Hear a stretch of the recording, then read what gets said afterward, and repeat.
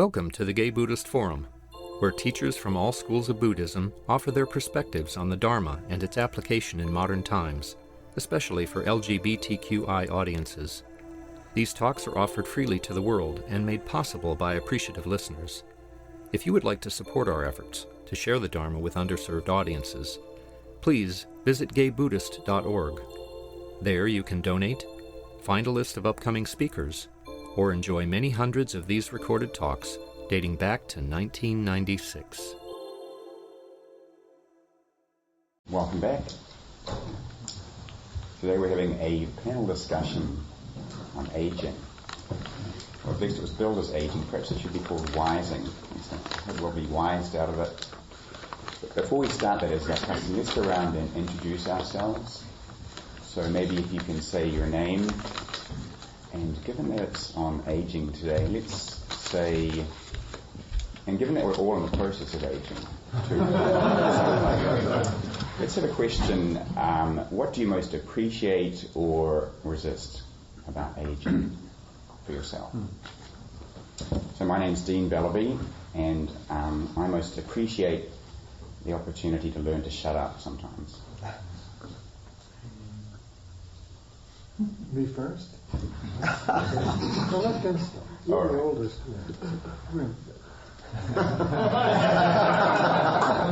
I'm Larry Wish, and I appreciate the perspective from, I just turned 54 this week, of being able to kind of not be too young and not be too old. It's a kind of interesting middle ground. I'm Bob Seidel-Khan, and just not worrying about certain things anymore. I'm George Hubbard. I appreciate knowledge. Don't forget you're allowed to say what you resist as well. It's possible. Knowledge.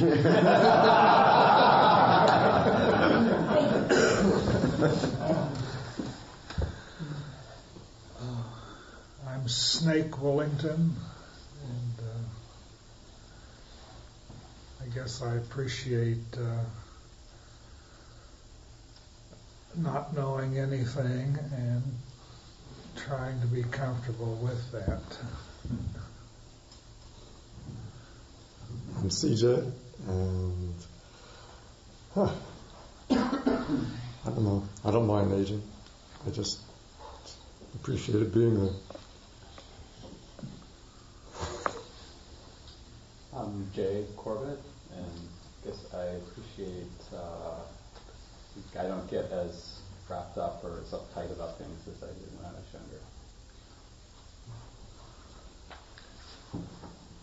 younger. Baruch Golden, and I appreciate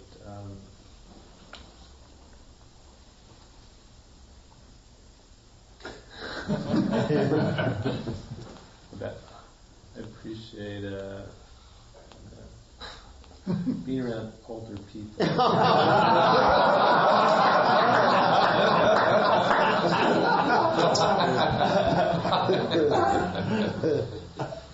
My name is Patrick. I appreciate spontaneity. I'm Mike, and I'm still kind of learning about aging, so. I'm Ryan. I'm also learning about aging, but I appreciate the flexibility of the mind that we get as we. My name's Arthur, and I'm really resisting this new line that's coming in. It's just now starting, and I know it's going to keep getting deeper and deeper. I'm Larry White. I can't think of anything I really appreciate about aging other than a mini fast pass for $10. Hi, I'm Tom Thurston. I appreciate being able to admit my weaknesses, and I resist getting weaker. I'm Joe Good, and I'm afraid of the loss of athletic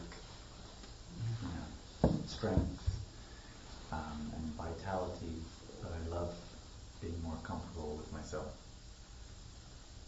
My name's Justin Hecht, and I appreciate or enjoy being calmer and feeling like I know more what I'm doing in life. and I resist or don't like not having the energy I used to.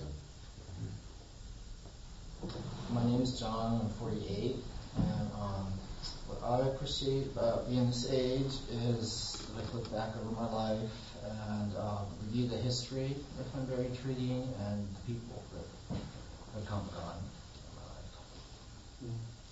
in my life. My name is Mark Tilley, and I guess I appreciate. I think I enjoy subtler things more now. I notice things differently and can enjoy just a whole kind of different arena of experiences. And then the reality of things like skin, teeth, and hair. So that's becoming more apparent. I'm Jim Bucher. I have learned to appreciate that having a memory is not essential.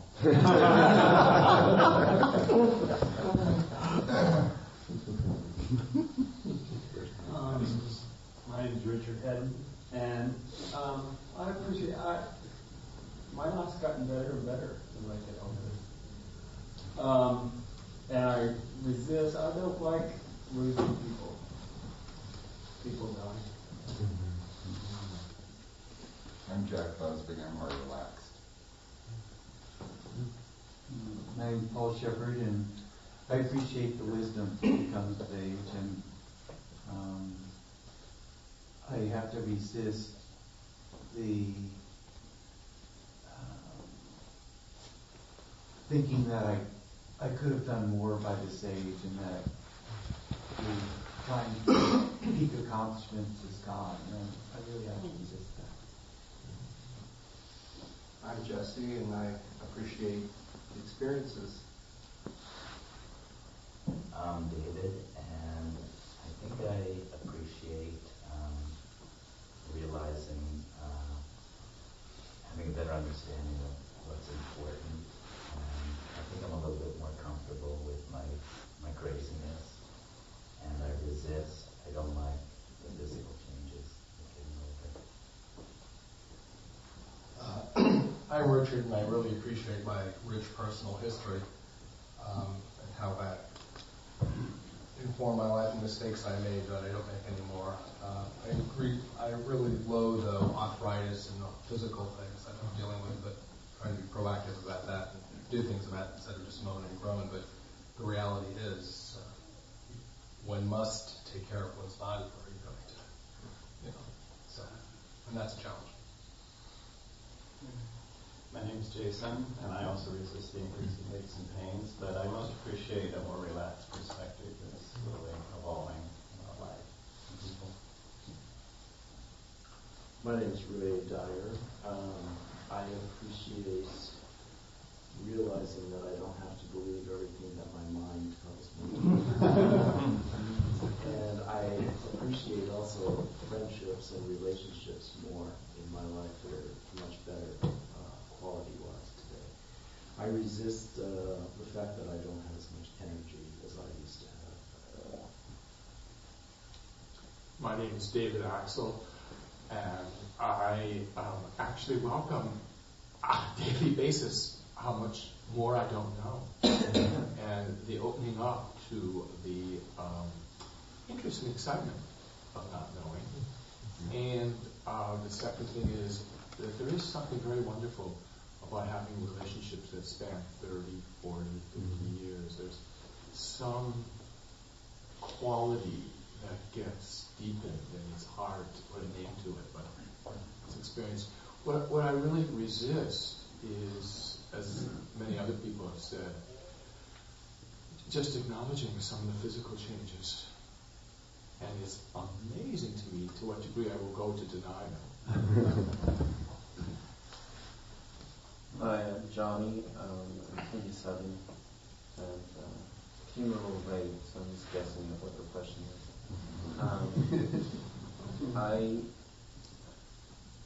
I appreciate that I'm more focused, I think, and know what I want. And I think I know myself a little bit better now.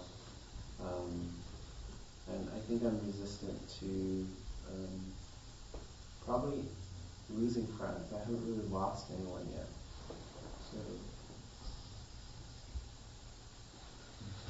I'm Peter, and I appreciate the fact that I can retire in a year. And what was the second thing? Resisting.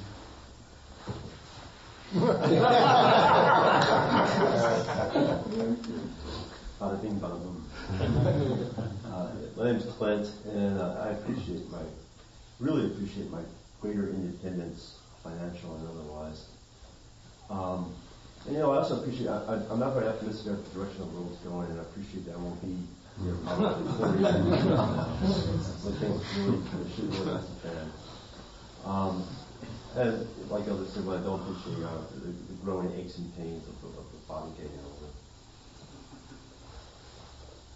My name is Steve, and one of the surprises is we lose people not just by death, they just drift away, and I wouldn't have expected that, but they do. And I'm grateful for the fact that the curtain's going to close at some point, that it's not an endless show. I hope it's a good death, but I'm actually grateful that that's part of the deal. I'm Jan. I'm grateful for whatever reason that at this point in my life I've been able to live in a loving relationship. And I think I resist that 20 years ago I didn't think seriously about retirement. My name is Art, and I appreciate and resist slowing down. My name is Milton, and I appreciate what I am right now, and I just resist that I was experiencing changes. Just learning. My name is Paul, and I appreciate that a new perspective that aging comes with. Every day is new, so it's a new perspective. And I resist the acceptance that I'm still lost with understanding of what it's all about, which, I don't know them to know much more. My name is Mark, and I appreciate appreciation, just being more aware. And I resist these old tired bones. For artificial bones, really. My name is Michael. I'm turning 50 in April, and I'm grateful to be here.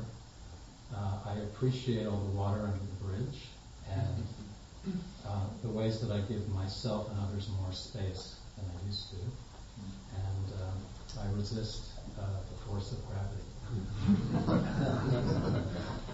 My name's Adam, and I appreciate being able to put down everybody's and my own expectations of what was supposed to happen in my life. It's really freeing. And I resist letting go of anything that was fun and you. I'm Paul Albert, and I'm finding things easier in certain ways and calmer.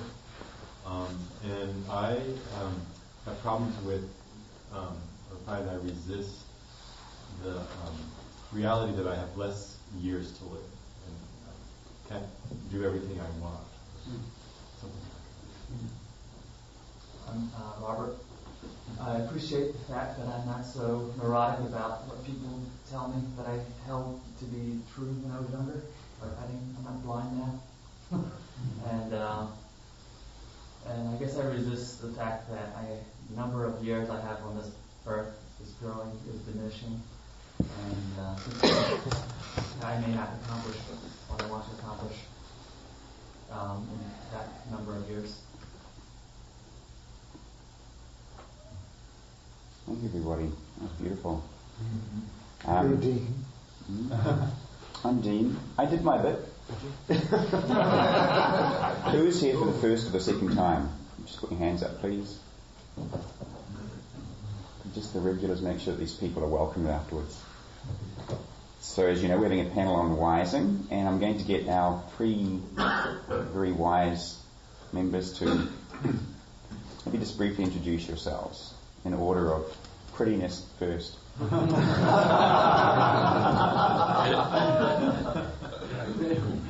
You're right. I'm Don Wiepert, and I'm 78 years old. I'm going to say that. That's real brief. I don't want to make Well done. I don't want to make a capsule. Okay. You know? Okay.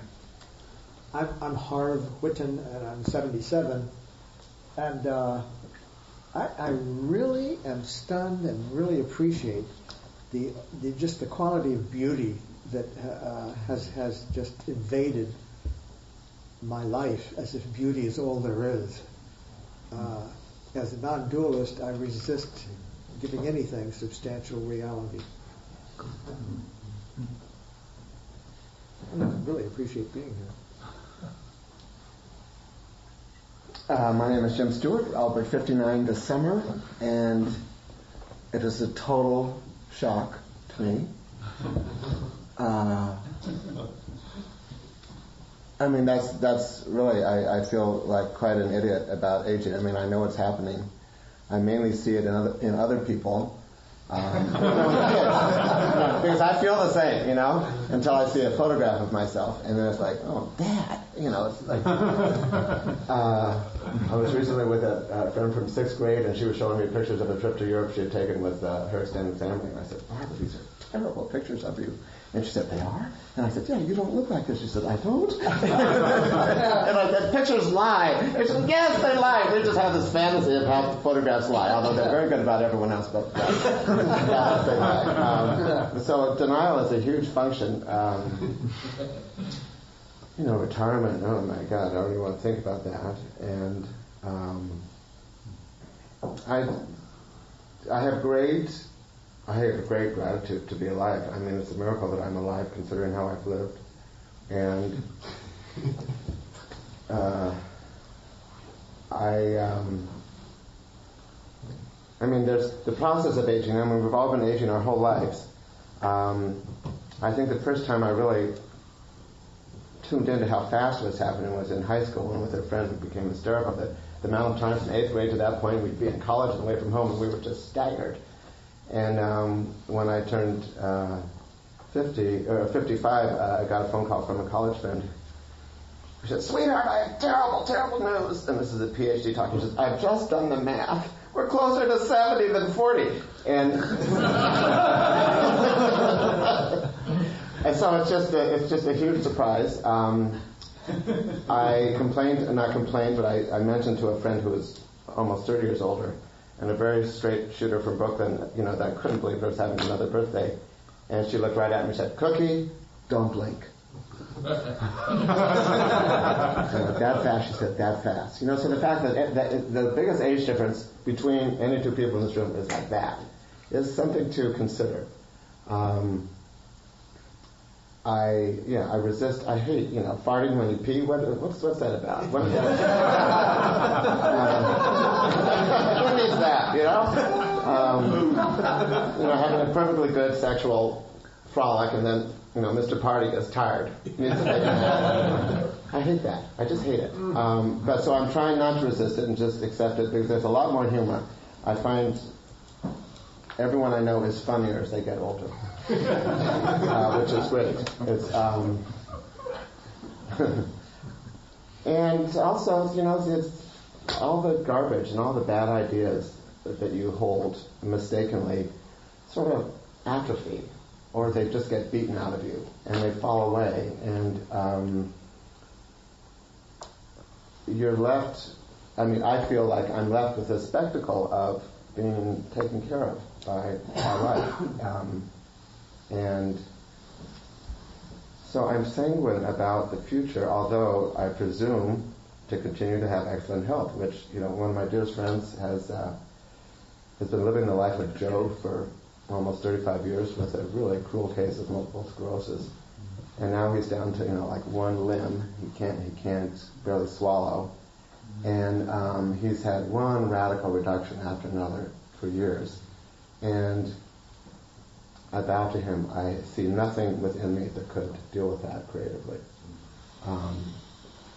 And, you know, as an old friend said, you know, the prospect of being old, alone, sick, and poor doesn't work for me. And it doesn't much for me either, so I really hope that's not how it falls out. And basically, right now I'm much more concerned about the derailment of our national culture and the fate of the planet than I am about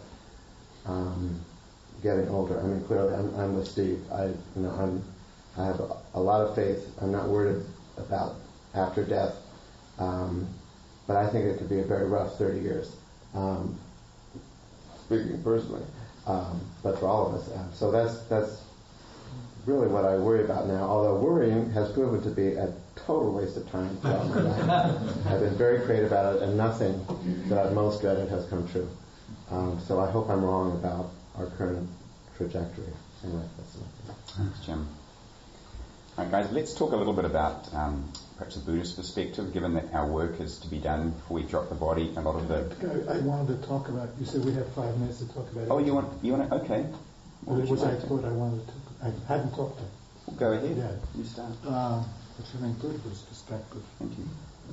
I've lived a very long time, and I'm amazed at the things that have happened in the world in my life. You know, the most vivid first thing was the Second World War, you know, which I followed very closely, and then immediately being in the army immediately afterwards, and being in Europe with all the devastation that took place, and then living through the McCarthy years, which were dangerous in the concept for me because I was I had been actually joined the Communist Party in 1946 when I was 18, which was, you know, about 4 years too stupid early or something. And I didn't know what I was really doing. You know.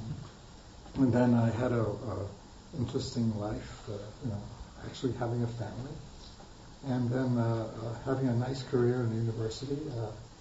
Living through the changes, I was actually a dean in a college, which is one of the, I was a dean of students with left-wing tendencies. I mean, thoughts, you know, in an institution which is one of the top 50 in the 1969-70 Trumpists colleges had, which is and I also had a job in the Great Society program, which is very interesting, but spent the last years of my educational career returning to what I was originally trained for, which is to be a psychotherapist. It's just a very rich life. And I'm just sort of amazed and feel grateful for all the experiences I've had. And for what they keep coming back to me when people talk about things, you know, in their lives and so on. So that's the good part. From the sort of looking at it from the Buddhist perspective, I'm depressed right now. A lot of the time. And I think it's because all the hungry ghosts are coming back to roost in my life. And I'm lonely a lot. But I have lots of good friends, you know. So it's not an issue that I'm not, you know, sitting in my room with my thumb in my mouth and waiting for the Meals on Wheels to come or something. But I think the biggest thing that I sit with and try to work with is the idea that it's going to get better. In other words, I've always sort of had this feeling of suffering inside myself. That I'm going to do something that's going to make things better. Somehow I'll do this. I'll do that. And I won't feel this way anymore. You know, aversion. This won't happen. That won't happen. And I still can't really give that up, you know, in a way. But I sit with it. I sit with the idea that, you know, that this is it. You know, the thing that we talk about, being in the present, as Harv seems to be able to do better than I do. Or that is, I mean, you work with it differently. That's the best way to put it. The comparison's not really important. But so that's the hardest thing. My Buddhist practice does help me with that. It does help me, having a teacher. The most important thing in my Buddhist practice is service. It's sort of a service orientation rather than sitting. So at the present time, I'm made a commitment to do the Peace Vigil every Thursday, and I'm being trained to work on the Servicemen's Hotline, which works with which deals with calls from servicemen, without their various legal rights and so on. It was a very serious thing when I thought, ooh, suddenly I'm getting calls from these young people who don't know what to do about something, and we can help them, and that's very powerful. I'm just being trained for that, but I almost walked away from it because it was so powerful, and I couldn't handle this. But talking to some of the other people doing it, they've all had that experience, and none of them do it more than 2 hours a week. So that's, that's sort of what aging, these are my observations about aging, but I'm very grateful, really, for my life. And really, I'm remembering Jane Wilson sitting here and going over the gratitudes. Maybe you remember, Jim did a whole series of talks on being grateful in various ways, and that helps me too, to be grateful, to think about what I just started with, to think about that great, rich life I had. I lived through so many interesting times and participated in them, and that was great. You talked about loneliness in the midst of having friends. Mm-hmm. What did you mean by that?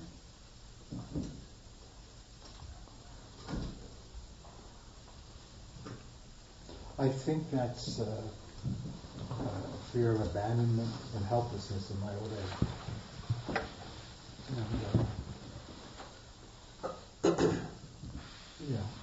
And some difficulties I'm having with my son about that sort of issue.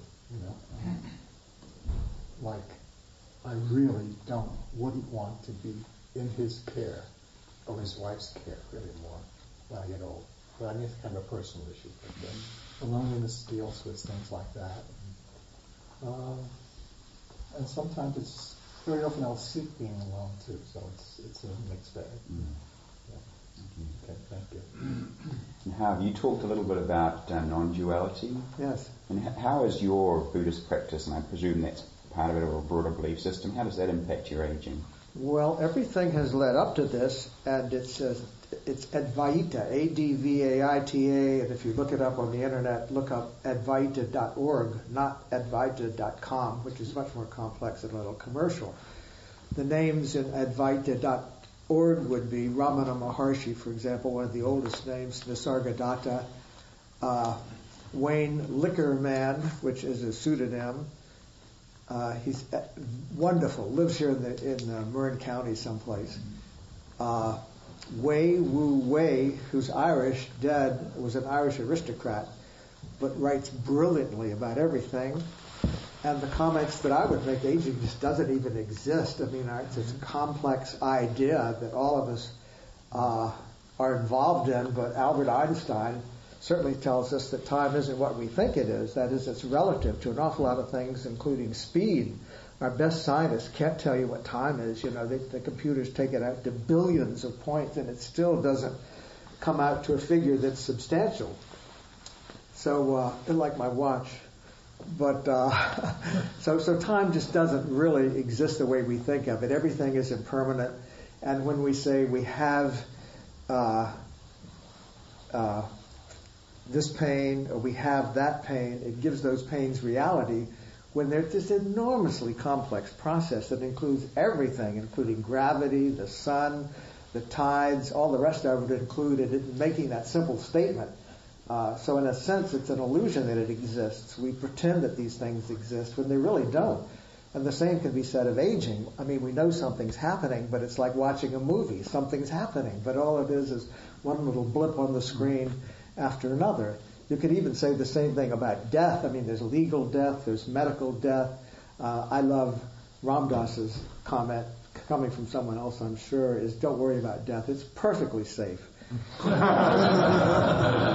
So this is the world of duality, the mundane world in which you have to have this and that. You don't have anything unless you have this and that. So of course, if you're going to have this and that, you have to. This is the way it has to be. This is the dharma of duality. You have to have these sensations. You have to have these delusions and illusions. You have to have the dance going on and make the best of it. But in a certain way, it could be described as cosmic humor. Should you take it seriously? Well, yeah, sure. There are plenty of things I take seriously besides my outrageous sense of humor, taking nothing seriously, particularly myself. But if all of this is a dance, which is hardly my idea, I just love to dance with it. And the older I get, the better partners I get. And I'll tell you all over the place, including Cosmic Wonder. That's my favorite partner. What is there? A non-dualist would say, well, nobody knows, it's mystery. If you want words, you could say things, you could point to it. But the words aren't the truth. The words are only pointers in the vaguest kind of way. You could say source is a good word. The source for non-duality, that is, not this mundane world, the world of duality, but the source for all of this, the background out of which this non-duality comes, is something that could be, this duality comes, is something that could be called source, infinite light, incredible intelligence. Oh, the other one, contentless awareness. But these are just pointers. As we sit here, that's exactly who we are at one level. But we take our incarnation, we take the world of duality as serious and as real, and they just get caught in all of these concepts about what things are, and that's fine. I'm not saying you shouldn't do it, because I don't think we have any choice. I'm not a great believer in free will, if I believe in free will at all. I think we're doing exactly what we're doing because we're Source, and this is the way the game works. Source does this to us, and we get involved in these huge complexes of kinds of things. For example, as we sit here, there's nothing but all of us. We all depend on the sun. That's part of our body. If the sun stopped, we'd be dead, all of us, instantly. We all believe on the oxygen. We all are part of the oxygen system. We're all part of the moisture system. We're all part of gravity. All of these things are keeping us all right here in the game right this minute. I don't see any other rational statement to be made, particularly about the sun. The sun is as much as part of your body and my body and everybody's body as anything else. Therefore, is the sun aging? Well, it becomes a black hole someday, I guess. So who ages? What ages? Hardly my idea. Books have been written about this. Use Botox before you read it. So that has made my life radically different, because a lot of times I'll just tell you, I'm not here in the sense of a word concept, or if you like the word ego, egos don't exist. That's just another concept. And an important one, I don't deny its effect on all of us. But I think that you can get close to Source. You can't be it. But that's a Buddhist idea, of course. When you get close to Source, the suffering ceases. Things become vague and fuzzy, more peaceful, much more peaceful. For years I thought that orgasms were as close to God as I could get. God knows I tried. But even orgasms, as wonderful as they are, if you've done any body electric work, then you know what hyper orgasms are. There's just no doubt about it. But still, they're a concept, and they involve so much, they're so complex. Once again, you couldn't have an orgasm without the sun. That's the simplest reduction. So who's having the orgasm? You tell me. No. At any rate, that's why my opinions about aging are somewhat different. But I can tell you it's easy for me to say these things, because after all, I'm ready for my close-ups, Mr. DeMille. Jim, what about you? Tell me the question again. This is the impact of Buddhism on the aging? Yeah, or actually the other way around as well, aging on your Buddhism. Somehow that sounds dirty. I started meditating way before I encountered Buddhism, and I was afflicted with migraine headaches because I was so resistant to being gay. I just couldn't see how this was going to work. And but at a dinner party, a fraternity brother showed me a yoga book and the I Ching. I said, okay, I'm going to get these. And I decided to heal myself of the migraines. And the yoga book said, Yoga is a preparation for meditation, written by a French priest who had been a missionary in Africa. And so it was a whole package. You do yoga and then you meditate, and then I threw the I Ching. And it's a practice I've kept up on a daily basis for about, I guess, since 1971. And then I encountered Buddhism farther along. That was all fairly in the Christian context initially. I appreciate Buddhism mainly for its psychological insights. And how we make ourselves crazy. And I do not torment myself as much, I believe, because of having meditated. I think I'm much kinder to myself. I did not get kindness to self till very late in my life. So that's been very helpful. I think the metta practice is cosmic. To wish other people well, especially the people who irritate you so profoundly, is a miracle of efficaciousness. And also the whole concept that everything is an inside job is very challenging. So I continue to work with that. I was knocked into the spiritual path. I always had a sense of a mystical sense of just mystical sense of spirit, which is like a word we point out, but it isn't really it. But I was knocked into it by the death of my son, and found the solace of meditation and the help from Stephen Levine and his works and so on. And that was like almost 20 years ago.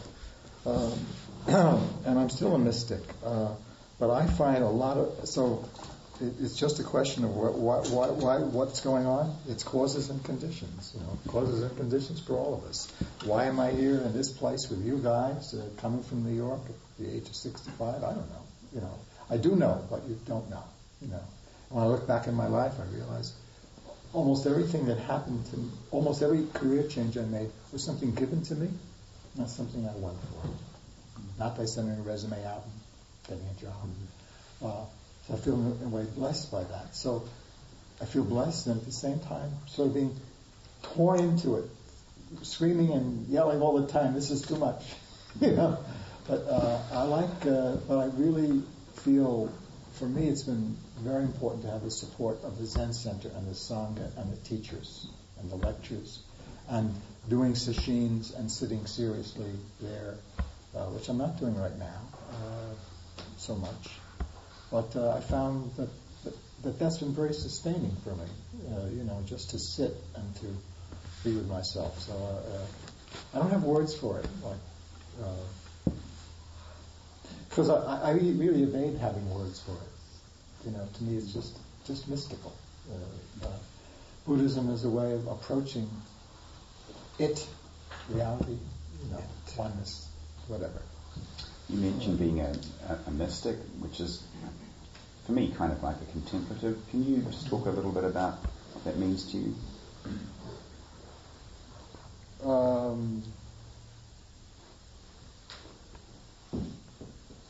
I'm sensing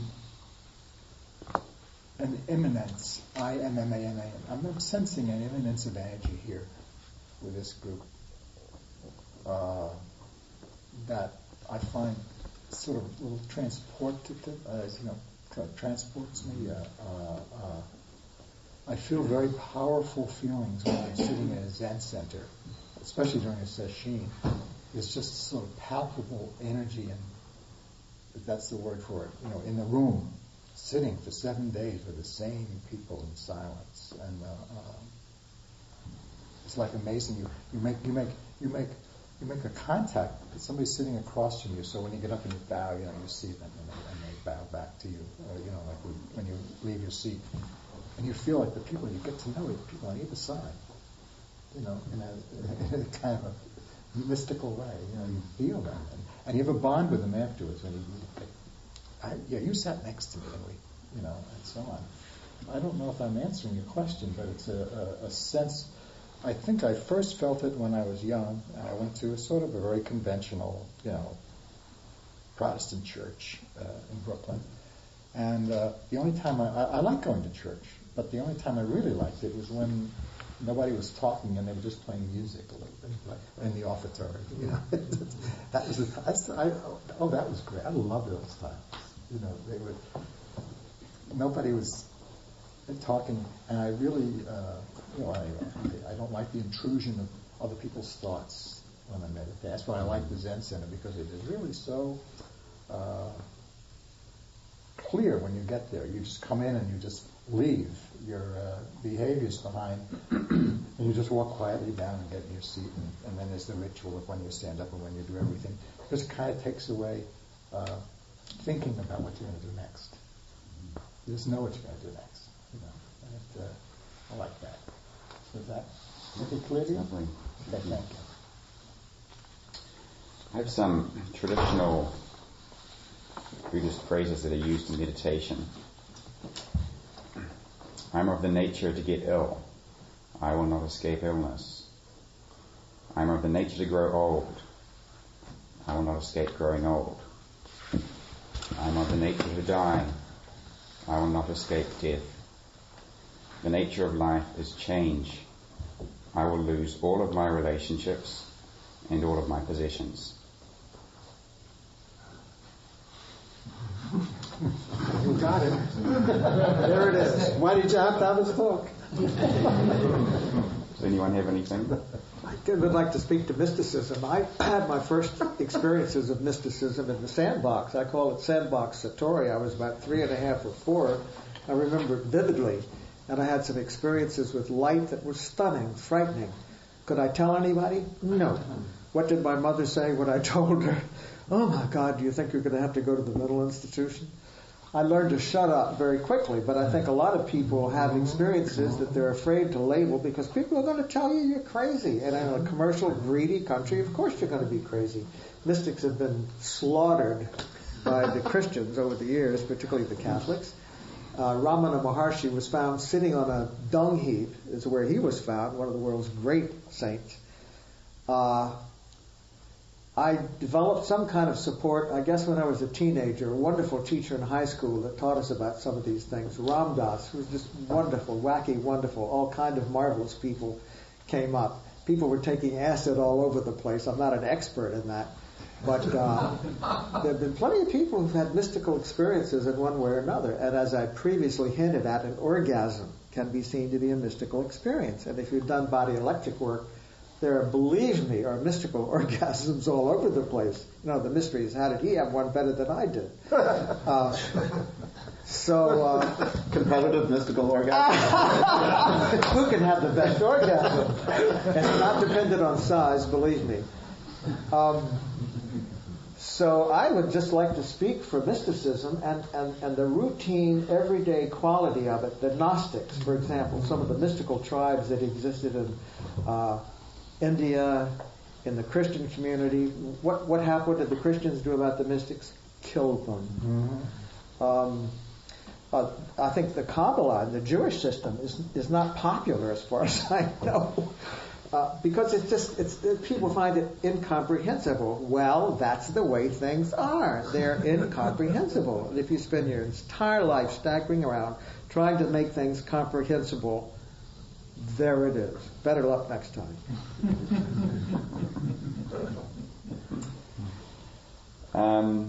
Jim, what advice would you like to offer younger members of the Sangha?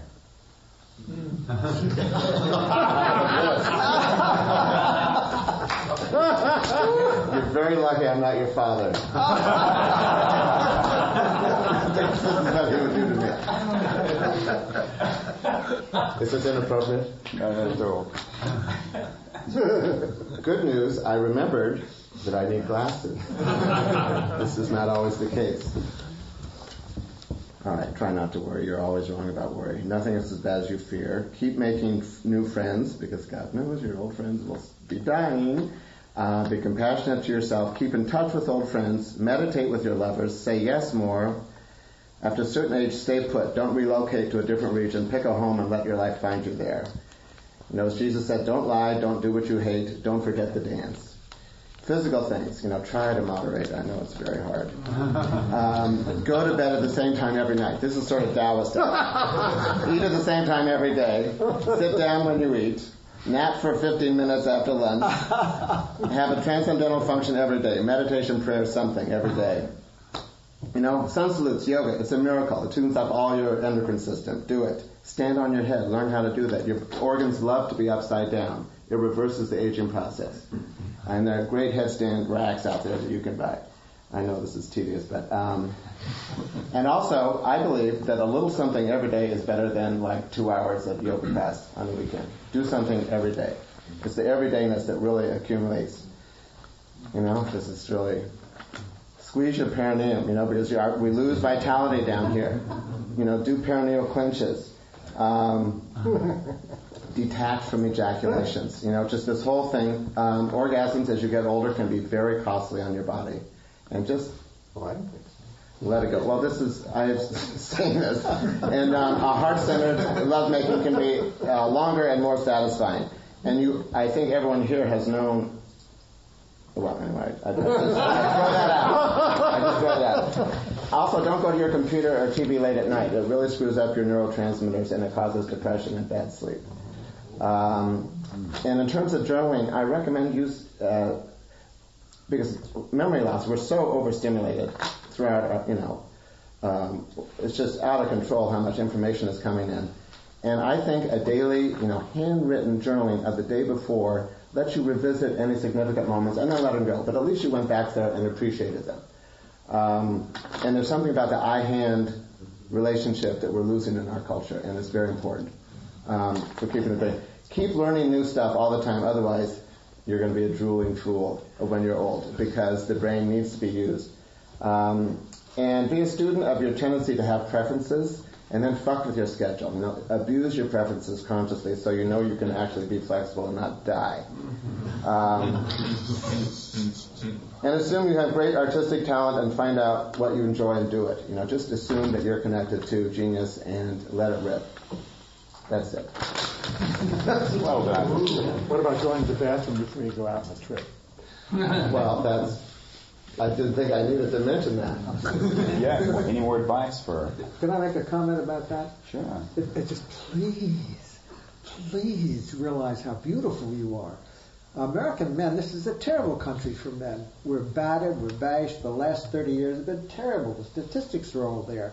We die years before women. The suicide rate for young males is just escalating enormously, largely because men are so bashed. If you watch the commercials, if you watch the movies, the men are the ones who are bashed, slapped, beaten up, and a lot of times it's the women doing it. And men have just developed this horrible idea about themselves. You're beautiful. I mean, you really are. You're a creation of source or whatever. Your articulated wonder. You couldn't want for more beauty. Just surrender into it. I just sitting up front here is fun. I just look around and I just am overwhelmed by how beautiful everybody is. So that would be my advice to younger people is, man, take a look at your beauty. Look how beautiful Harvey is. You are. I gave you $5 to say that. He really is Look at how beautiful everybody. Really a handsome man. To me.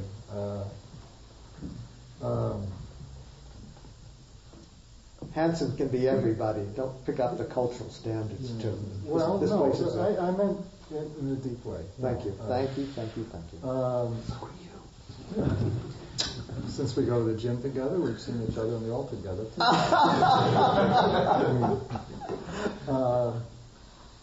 My advice is to my thoughts. I don't want advice. My thoughts, which are important to me, is to be good to yourself.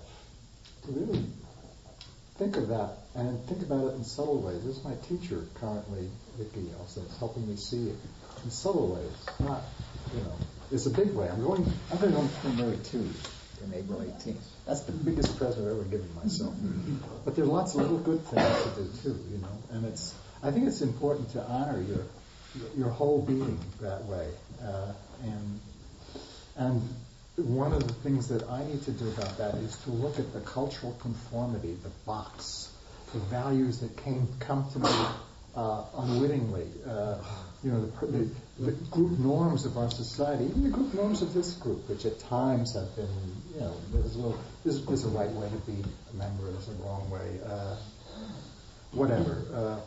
There's so many powerful cultural things that give us a sense of how things ought to be and how we ought to be in these things. And I think it's really important to really look at those carefully. Again, as I see it, I'm remembering, when did I stop wearing a jacket all the time? We used to always wear jackets. I remember when I used to wear those hats, in movies, When did we stop doing those things? And why was it important? You couldn't go out unless you wore one. That's sort of a part of it, but it's really looking at the subtle things about the cultural context. We've all, I think gay people are advantaged in the sense that we know what it was like to try. We know what it was, I don't know if we tried, but we know what it's like to live in a macho world. And with the norms and the cultural conformities that has. We have our own too. And it's, for me, that's one of the things that meditation helps me do, is to keep breathing and looking at why do I do that? What's the point? So I think that's my thoughts. Thank you. And one question for each of you to answer to finish. If I was 30 again, I would.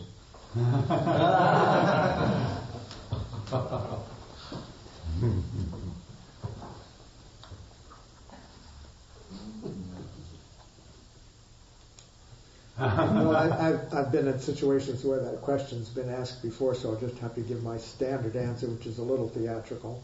I'd be Jesus.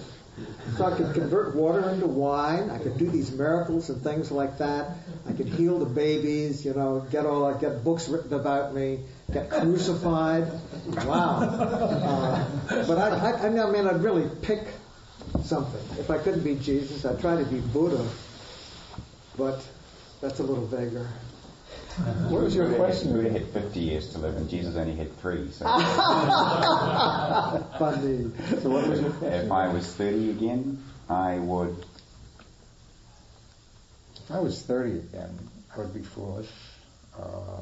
I would probably think I was in control of myself and that I had wisdom. I often use the expression that I was very smart once. I knew better than there was any sense in Buddhism. You see, I was very smart. I was a full professor. I was a member of a college with standards for who would hire. And I was very smart. Designated smart, I think is a better word. At 30, I was trying for the designation. I wasn't there yet, but I knew what it was. And probably foolish, only in that sense. Yesterday I was with a young man who was about 28. He is so wise and present in the moment, and it's a pleasure to be with him. It's a little overwhelming to see such wisdom in such a young person, so it's not, you don't have to be 30 and foolish, but I don't know how to answer it. I believe in causes and conditions, and I think that, that somehow or other, it's all the things, we're just going like this in the world. And Jim? Well, I think I've touched on it. I would have liked to have learned to be kinder to myself in my own mind, just have more compassion and not treat myself like such a slave who had to earn his keep every day. I don't know where I got that idea, but I got it badly. I think life is much kinder and grace is much more powerful than karma, and I didn't know that then. I wish I had more trust. I wish I had not been so easily discouraged. I wish I had had more confidence in my that I wasn't tragically, deeply flawed, which was my take on being gay at that age, even though I was having a wonderful time, but it was compensatory. I just wish I had trusted life more. I wish I had comprehended that there was not just one path for me that I kept falling off of, and that really the path is very wide and very forgiving. That would have been helpful. Thank you. So as you see, we didn't build in time for questions today because next week we're actually going to continue the aging discussion in more of the group context. So thank you guys very much. Thank you. Thank you. It's been nice. Do we have, good. Do we have any announcements? I'm the host today. So I've baked some scones and you can watch your coffee sunset. I'll be carrying around a Donna bowl. It's just $5 to $8 donation. And there's a sign-up sheet if you're new and want to receive the newsletter. That's it. I'm CJ, and I'm the potluck dinner host coordinator. If anybody wants to open their home up to a potluck dinner, come find me. I mean, yeah. This talk on aging is spacing me out. If anybody wants to hold a potluck in the saga, see me. I'm steering committee's meeting at 12:30 upstairs. Can you just describe what's going to happen next week? What kind of discussion? I wonder if it was worked out yet. Not really. Usually we have sort of once a month an open type of forum where there's more participation for group input. Sometimes there's the group and sometimes it's broken into smaller groups. So the theme will be around a continuation of a discussion around aging. Next Saturday there's going to be a theater party in Berkeley. This happens to be a play I'm directing, True West, by Sam Shepard. It's a really powerful production, a really superb script, and we had a theater party last month that was just fun. This one's going to be a play which runs 2 hours, and then a party at Marvin Snow's house, a closing night party for the cast and for the GBF. And Marvin Snow has this wonderful house in the Berkeley Hills, and the play's only $12. And should we get tickets ahead of time? You can get tickets ahead of Should time. we get There's tickets? Yeah. information outside on a little flyer that I have. And so think about it, and do come and bring friends and call Marvin Snow and let him know if you're coming, so we know, how many Triscuits to get for the. Your announcements? Let's stand and make a circle. Harvey said that he and I are the golden boys, not the golden girls.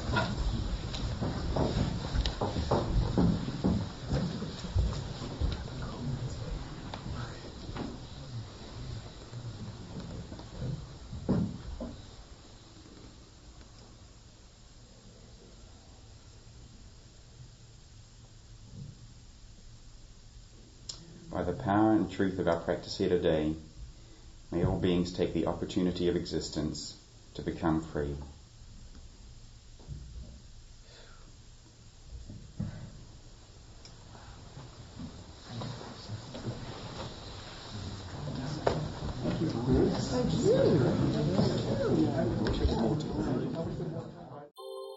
Thank you for listening to the Gay Buddhist Forum.